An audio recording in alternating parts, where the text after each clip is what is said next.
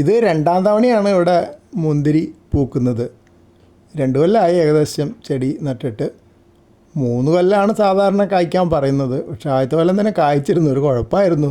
എന്ന് വെച്ച് കഴിഞ്ഞാൽ മുന്തിരിങ്ങ പുളിക്കുകയായിരുന്നു, മധുരം വന്നില്ല. അപ്പോൾ അതങ്ങനെ എല്ലാം കളയേണ്ടി വന്നു, ഒന്നും ഉപയോഗമൊന്നും ഉണ്ടായില്ല. ഇത്തവണ അതിലും കുറേ അധികം പൂക്കളുണ്ടായി. ഞാൻ നേരത്തെ പോസ്റ്റ് ചെയ്തിട്ടുണ്ടായിരുന്നു. എന്നിട്ട് നല്ല കുറേ മുന്തിരിങ്ങ കൊലകളും വന്നു. അപ്പോൾ ഇത്തവണ ഞാൻ അതിനെപ്പറ്റി വായിച്ചു നോക്കിയിരുന്നു, എന്താണ് ഈ പുളിക്കണേൻ്റെ കാരണം, അതിനെന്ത് ചെയ്യാൻ പറ്റുന്നു. അപ്പോൾ കേട്ടെന്താ വെച്ചാൽ, ഈ മുന്തിരി വിരിഞ്ഞ് മുന്തിരി ആയി കഴിഞ്ഞാൽ പിന്നെ അങ്ങോട്ട് നനയ്ക്കൽ കുറച്ച് കുറയ്ക്കണം.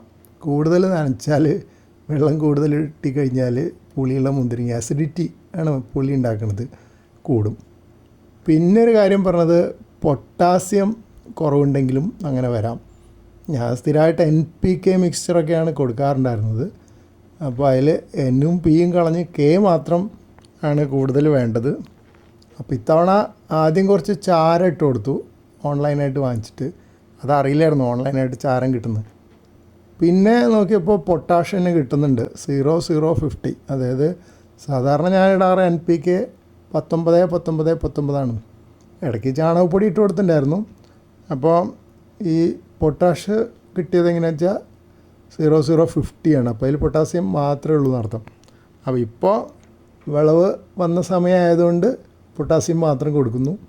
ഇലകളൊക്കെ നന്നായിട്ട് വളരാൻ നൈട്രജനൊക്കെ വേണം. അപ്പോൾ അതൊക്കെ ആദ്യം കൊടുത്തിരുന്നു. അപ്പോൾ ഇത്തവണ പുളിയില്ലാത്ത മുന്തിരിങ്ങ കിട്ടും എന്ന് പ്രതീക്ഷിക്കുന്നു.